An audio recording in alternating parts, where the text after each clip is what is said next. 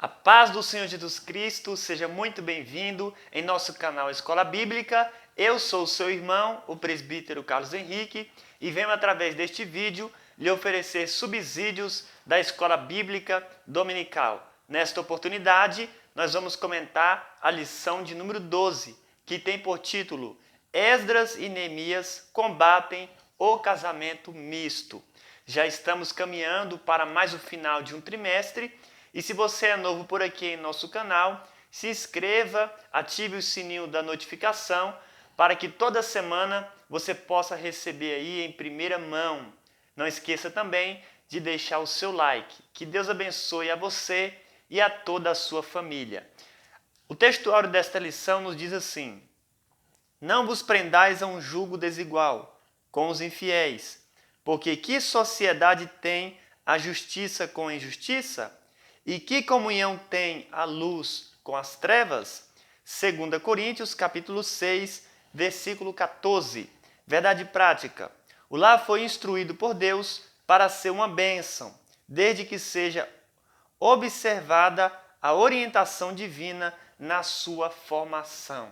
O textuário desta lição é o texto de ouro, o texto principal. E a verdade prática é a verdade que nós devemos praticá-la.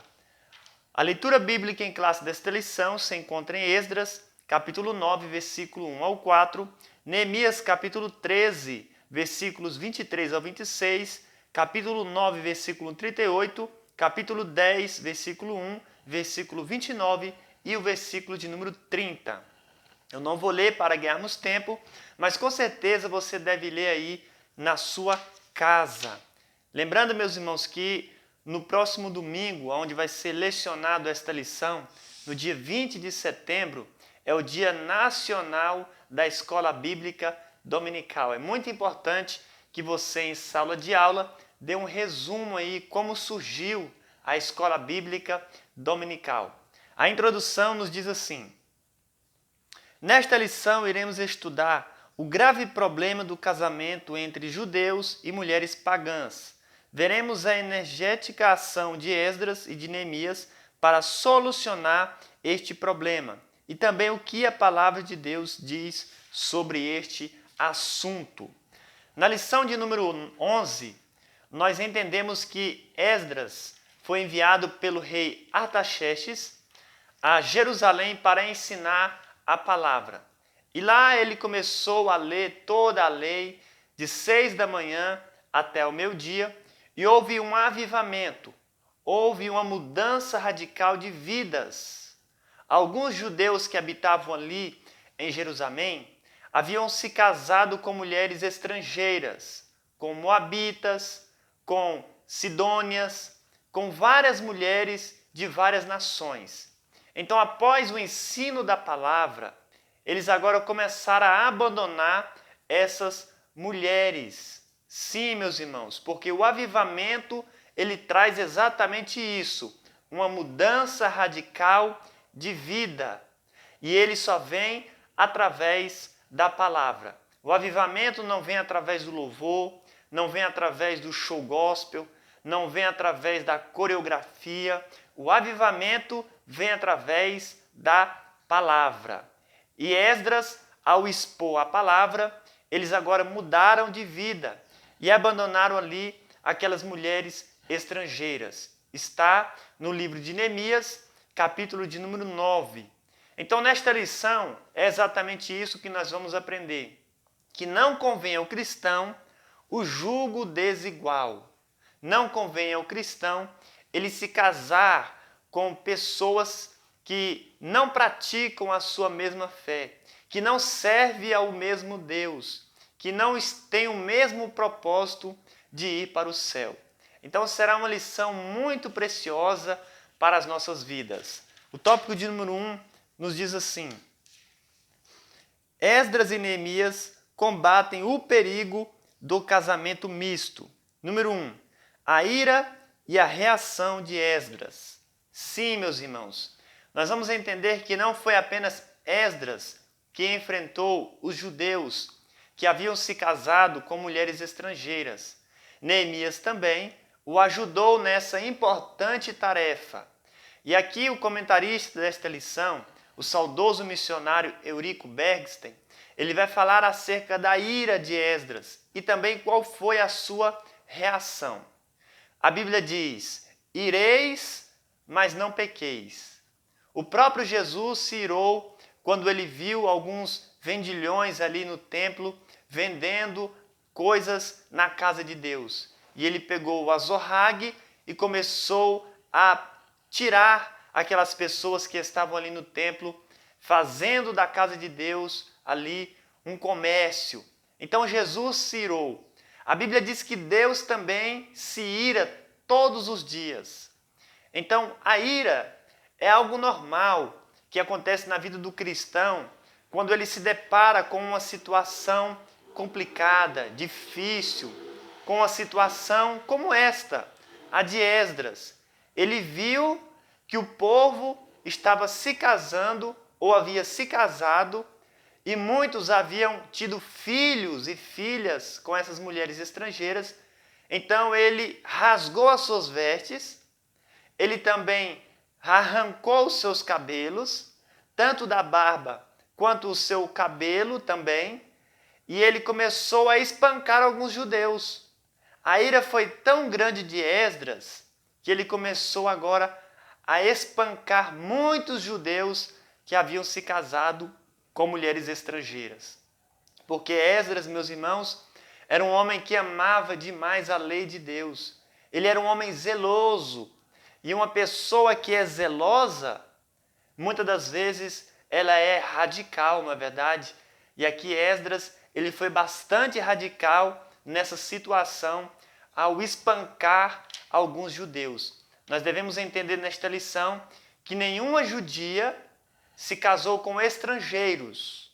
A Bíblia diz que apenas judeus, homens, que se casaram com mulheres estranhas, ou seja, com mulheres de outras nações.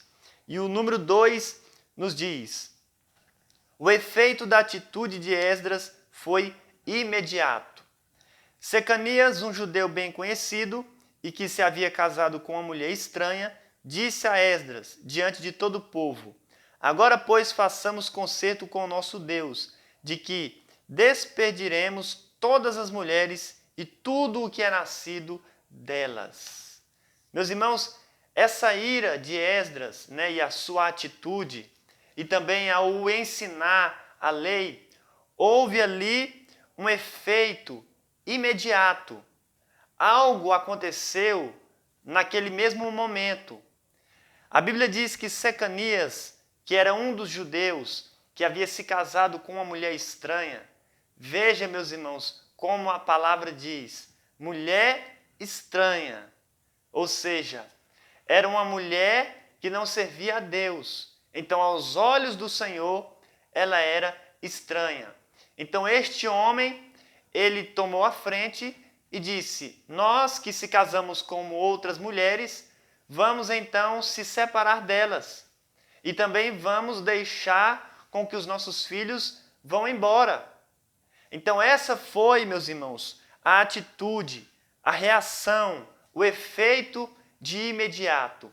Porque, meus irmãos, quando a palavra de Deus é ensinada e quando nós estamos no erro, tem que ser imediato. Nós não podemos deixar para amanhã. Não, eu vou deixar para me mudar amanhã. Deus falou comigo, mas só na semana que vem, só no mês que vem eu vou mudar. Não, tem que ser de imediato. Se a palavra de Deus nos confrontou, se estamos vivendo no erro, devemos mudar logo, meus irmãos, porque nós não sabemos o dia de amanhã. Nós não sabemos o dia em que Jesus vai voltar. E se Jesus voltar e estivermos no erro, com certeza não iremos subir. Então Deus ele só fala com aquele filho a quem ele quer bem. O pai só corrige o filho a quem ele ama. Então quando Deus nos vê no erro, ele nos corrige porque ele quer que nós mudemos de vida.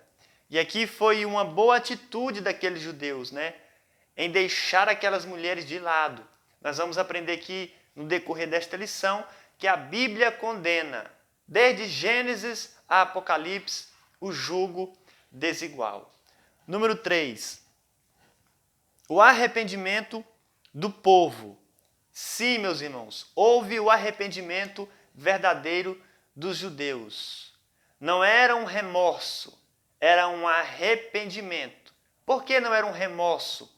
Porque existem pessoas que choram, lamentam, mas não abandonam o pecado, não abandonam o erro, não abandonam aquele mau costume, como foi o caso de Judas.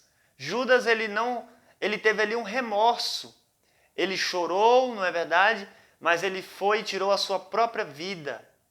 Agora Pedro não. Pedro ele se arrependeu verdadeiramente quando ele negou a Cristo. Porque lá na frente, depois, Pedro nunca mais negou a Cristo.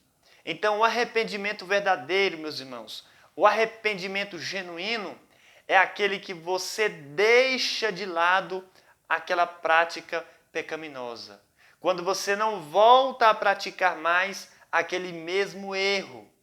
Então, por que houve aqui o arrependimento no povo? Porque eles abandonaram as suas mulheres. E também alguns filhos e filhas que eles tiveram neste casamento misto. Sim, meus irmãos, é isso que nós precisamos nos dias de hoje. É se arrepender verdadeiramente de nossos erros. É você confessar o seu pecado, após você ter sido confrontado pela palavra, então você vai abandonar essas velhas práticas e vai começar agora uma vida nova. Vai começar práticas novas, obras novas na presença do Senhor. Agora esse povo nunca mais se casou com mulheres estrangeiras. E isso é tão sério que hoje existem vários judeus ao redor do mundo e eles não se casam com pessoas de outra nação, porque eles aprenderam a lição. Os judeus só se casam com pessoas da mesma nação. Amém, meus irmãos? É isso que nós precisamos nos dias de hoje, do arrependimento verdadeiro para que nós venhamos alcançar a misericórdia do Senhor. A Bíblia diz que aquele que confessa e deixa, alcança a misericórdia do Senhor. Então, esse povo alcançou a misericórdia de Deus. Deus fez uma aliança novamente com eles, porque eles abandonaram esse pecado terrível, né? Porque o casamento misto é como uma rebelião. Então, eles estavam sendo rebeldes aos olhos do Senhor. Tópico de número 2. Por que um judeu não deveria casar com uma pagã? Deus havia proibido o casamento misto. Então foi exatamente por causa disso. Nós temos aqui várias passagens na lei, Deus falando que não eram para eles se contaminar, que não eram para eles se casar com pessoas de outras nações. Nós temos aí em Deuteronômio capítulo 7, versículos 2 ao 4, Êxodo capítulo 34, versículos 16, Josué capítulo 23, versículo 12 ao 13. A desobediência a esta ordem de Deus era um ato de rebelião. A finalidade desta proibição era evitar que os judeus viessem a seguir a religião de sua mulher pagã. Então esse, meus irmãos, era, o propósito, o porquê havia esta proibição do casamento misto. Era para que os judeus não viessem cair na idolatria de sua mulher pagã. Porque as outras nações adoravam vários deuses. E os judeus só adoravam um único Deus verdadeiro, o Deus Criador, o Deus de Abraão, de Isaque e de Jacó. E Deus não quer, meus irmãos, que nós venhamos cair neste erro também, que nós não venhamos adorar outros deuses, que nós não venhamos ter outro ídolo na nossa vida. Amém? Porque Deus, Ele cuida de nós e Ele quer que nós sejamos propriedade exclusiva dEle. Número 2. A história de Israel registra vários exemplos das consequências nefastas do casamento misto. Aqui o comentarista declara 2 grandes exemplos. Qual é o maior tipo de jugo desigual na Bíblia? É Salomão.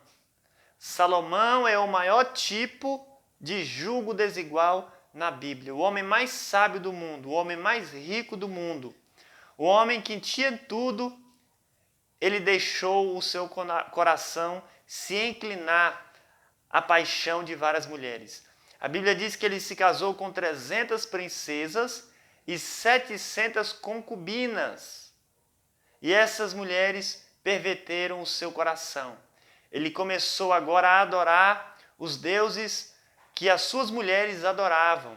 Ele levantou um poste ídolo, meus irmãos. Sim, o homem que construiu o templo para adoração a Deus, agora estava construindo também um poste ídolo para adorar outros deuses. Tudo isso por causa do jugo desigual. Acabe também, que se casou com Jezabel, e esta mulher veio a perverter também toda a sua vida, trouxe um prejuízo muito grande. Qual foi o prejuízo do jugo desigual de Salomão? O Reino Unido se dividiu. Qual foi o prejuízo de Acabe por causa do jugo desigual? Ele veio a perder o seu reino e a morrer de forma premeditada.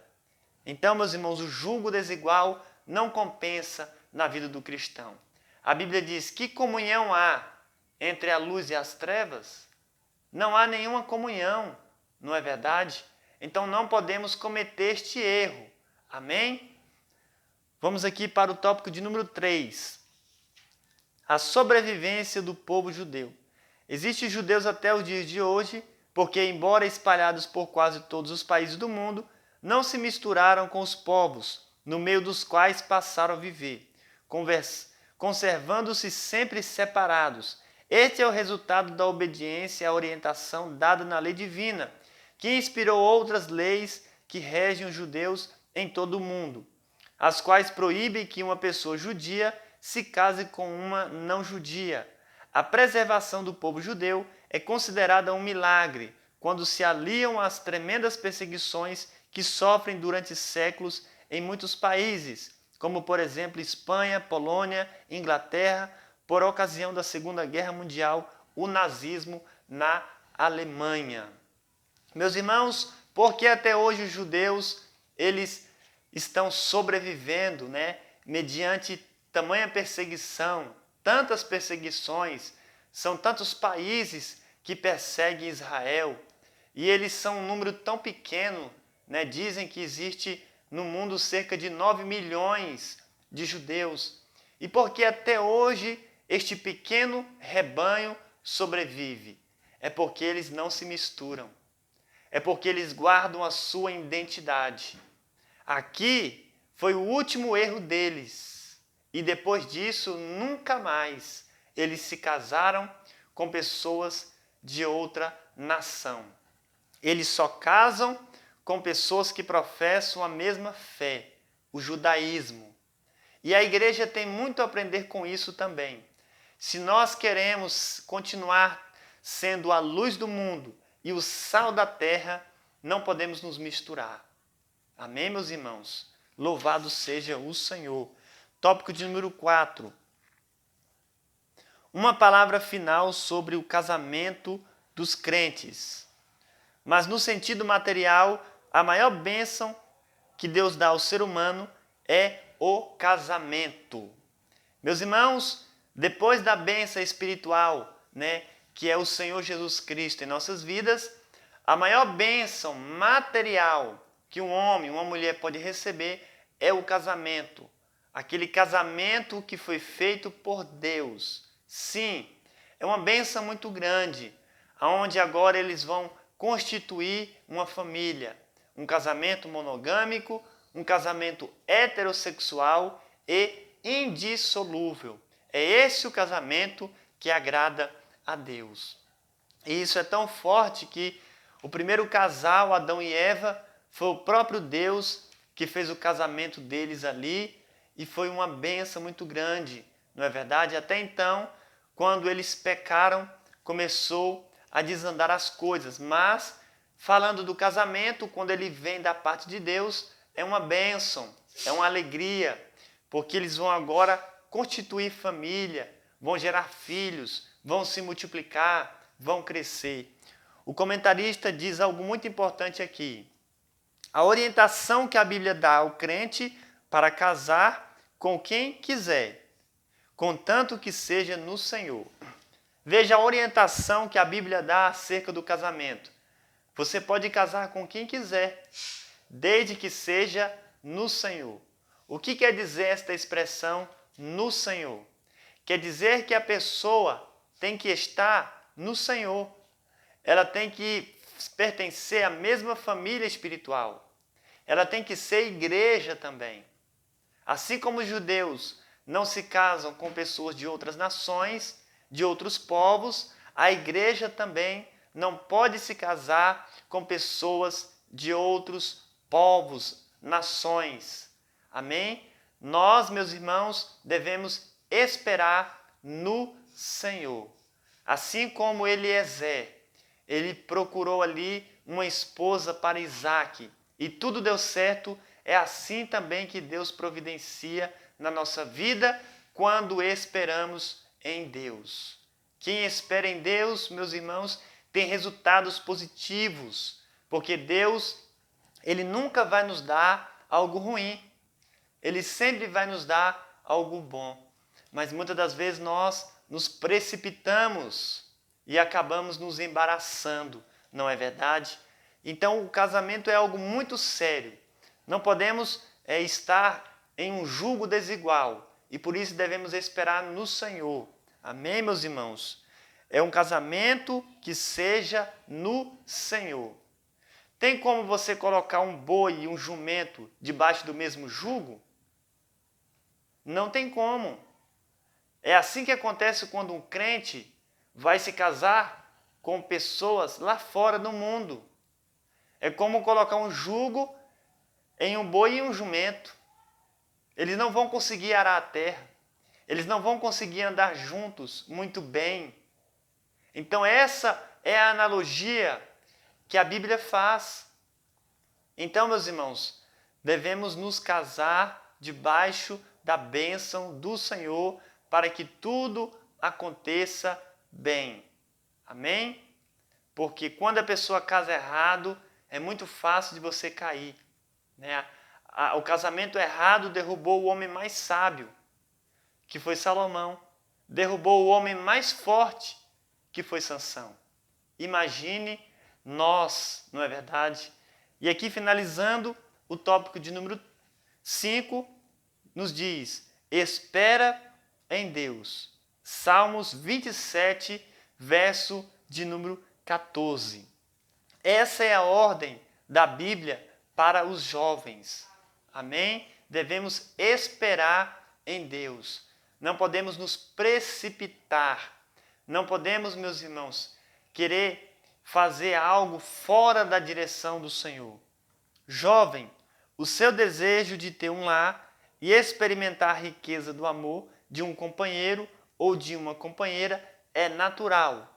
Lembra-te de que Deus ouve a oração.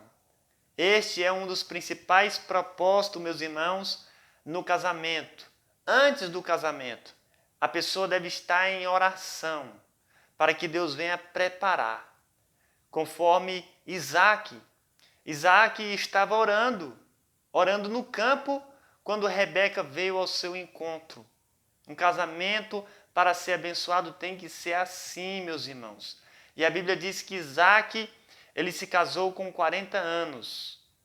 Ou seja, foi um tempo muito longo, não é verdade? Mas também ele desfrutou durante muito tempo, porque Isaque morreu com uma idade bastante avançada. Então ele aproveitou bastante o seu casamento. Hoje você vê, até mesmo nas igrejas, muitos casamentos destruídos, muitas separações, tudo isso por causa da precipitação. Tudo isso, meus irmãos, por causa do jugo desigual.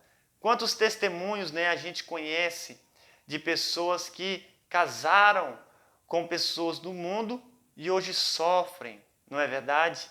É porque é como se fosse um boi e um jumento carregando o mesmo jugo. A pessoa vai querer ir para a igreja e a outra vai querer ficar em casa. A pessoa quer buscar a Deus, mas a outra quer ir para uma festa no mundo. E o pior acontece é quando as pessoas tiverem filhos, né? Porque a Bíblia diz que alguns judeus ali que se casaram com mulheres estranhas tiveram filhos e esses filhos não falavam a língua dos judeus. Eles estavam falando outras línguas. Não era uma língua judeia, era uma língua diferente. E qual é o perigo aqui? Como que essa criança que nasceu, que fala outra língua, vai adorar a Deus? Se eles não conseguem falar a língua dos judeus. Não é verdade? Então essa criança também, ela não vai aderir a Deus. Ela não vai aderir à lei do Senhor. Ela vai ir para o lado da pessoa que está em trevas, né? Da pessoa que está do jugo, do outro lado, do lado do erro, não é verdade? Aquele que não serve ao Senhor. Então, quando acontece esse tipo de casamento, meus irmãos, e nasce a criança, vai ser uma bagunça muito grande na mente dessa criança. O pai vai querer ensinar a palavra, mas a mãe vai querer ensinar outras coisas. Então, a tendência dessa criança é ir para o lado errado. Sim, é ir para o lado errado. Então esse também é um grande perigo, né, do jugo desigual. Na constituição da família, vai ser uma família desestruturada. É tão bom quando você se casa no Senhor, né, os dois são crentes, servos do Senhor, e quando eles têm filhos, eles podem estar livres para adorar a Deus. Eles podem fazer culto doméstico, visitar. É uma bênção, meus irmãos. É isso que Deus quer para nós. Os filhos que nascerem vão ser ensinados no caminho, na doutrina e na admoestação do Senhor. Tudo vai ocorrer bem, não é verdade? Então, que nesta lição nós possamos entender isso, que o jugo desigual não compensa nas nossas vidas. Se você é um jovem e está me ouvindo, espere no Senhor, continue orando e no tempo certo Deus vai enviar a pessoa certa na sua vida. Amém? Se você gostou desta videoaula, não se esqueça de deixar o seu like e também de compartilhar a palavra de Deus em grupos de WhatsApp, no Facebook. Amém? Porque a palavra de Deus deve ser compartilhada e não guardada egoisticamente. Que Deus abençoe a todos em o nome de Jesus.